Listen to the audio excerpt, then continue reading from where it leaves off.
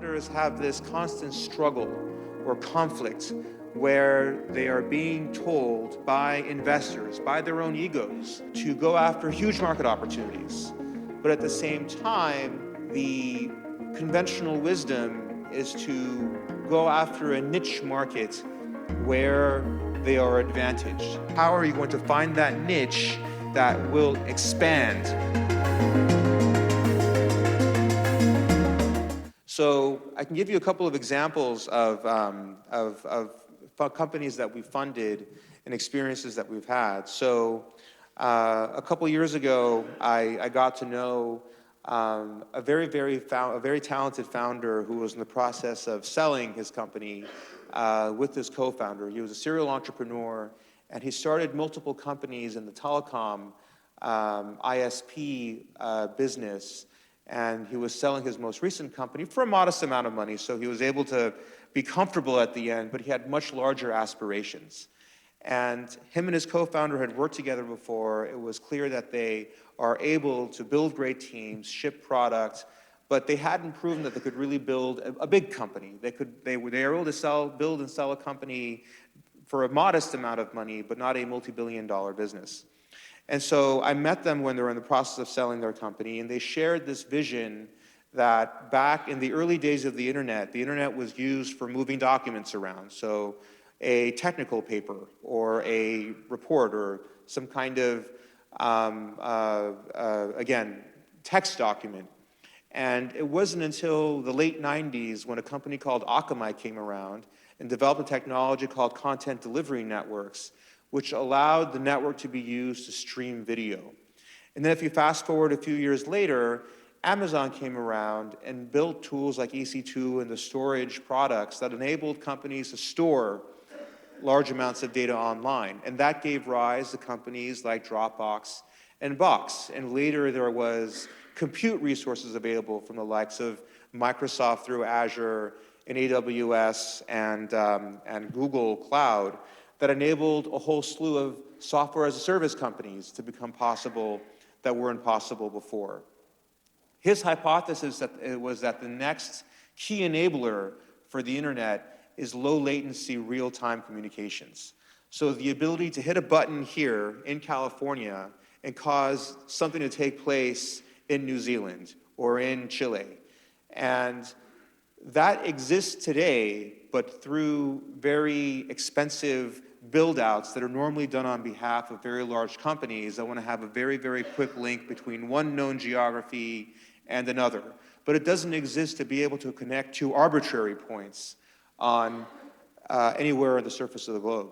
And so areas that would benefit from this are an area that's emerging called eSports. So if you're playing Fortnite here in California, you want to be able to engage with a player that's in Southeast Asia.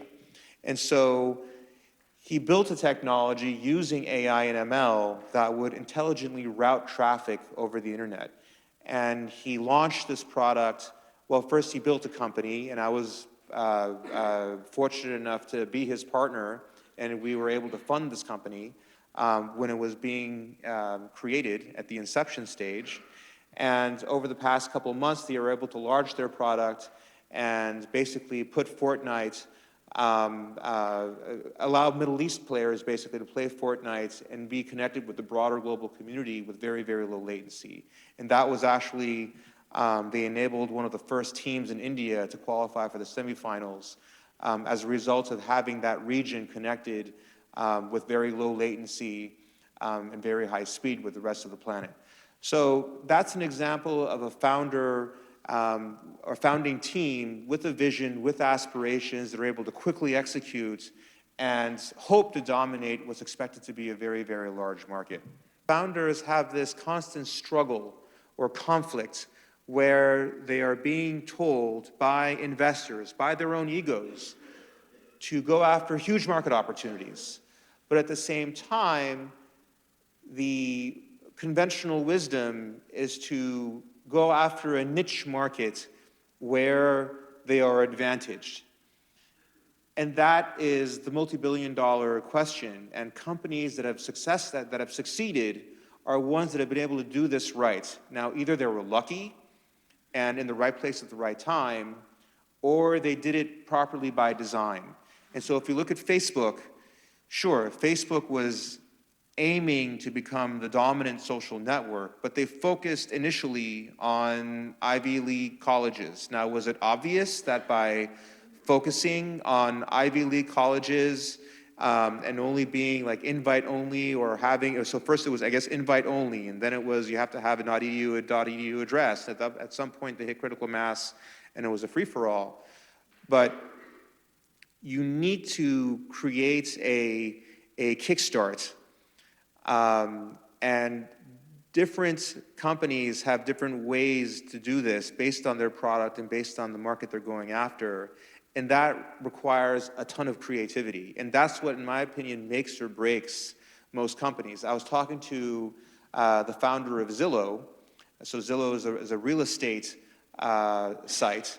And at that time, there was another company called Realtor.com back in 2006, where people could look for houses or homes or apartments that were being listed for sale or for rent. And the innovation that they did was come up with the Zestimate. So how many of you guys know what the Zestimate is? So the Z-estimate or Zestimate, however they, okay, so a few of you heard of it. So a Zestimate is a product that Zillow offers that uses algorithms to determine the price of your home. So to get people to visit Zillow and try it out, homeowners or people who were interested in maybe buying a home or people who were just curious to know what their buddy's home was worth or what the neighbor's home was worth will go on to Zillow and Zestimate the homes around them. So that was how he kickstarted traffic onto this website to create a two-sided marketplace of customers visiting and people willing to list their properties. Mark Zuckerberg kickstarted by focusing on a very, very targeted market, and then being able to expand from there. So I think the answer is yes. You need to focus your limited resources on a niche-ish opportunity, on a narrow opportunity, knowing that if you execute on this narrow opportunity, then you're going to be able to kickstart your business. In the case of the example that I just gave you, our company, Subspace, the low latency communications company, didn't seek out to build out a low latency network around the planet, which would have cost many tens of millions of dollars, and then flip a switch, and then, okay, who wants to come, put their product on our network? They went after a specific market, which is eSports. They went after a specific customer, Epic, and they asked them which geography is a geography that matters to you, and that was the Middle East. And the expectation is that there's going to be a network effect that's created by players that want to play the game, and then eSports publishers that want these people on their platform, therefore go to this company to expand into new geographies. So a lot of the innovation doesn't just go into your product, it goes into your distribution, and how you're able to kickstart your business is one of the key innovations that you bring to bear, and there is no rule. All you have to know is that I have to do something very creative to get this thing off the ground, and you can look at all the successful companies. For example, in the case of Google, they had a very, very clean homepage, and that's what got people, a lot of them were academics like myself, who wanted a very, very clean destination or landing page to be able to put in their search and get the results. Or maybe it was the I'm feeling lucky button. That was something that sparked curiosity in a lot of people and made them go visit it. So, I don't have an answer for you. If I had an answer for every business out there, then I probably wouldn't have been standing here. I would have been building many multi-billion-dollar companies myself. But what we look for from investors is creativity from the founding team's part, is how are you going to find that niche that will expand? Not a niche that's going to stay a niche, but a niche that's able to expand into a broader, large market, and that will help you maintain a competitive advantage, whether it's switchover costs for other customers to get in there, or habit, like everybody's used to going to one place, creating some kind of unfair competitive advantage and staying power as you expand.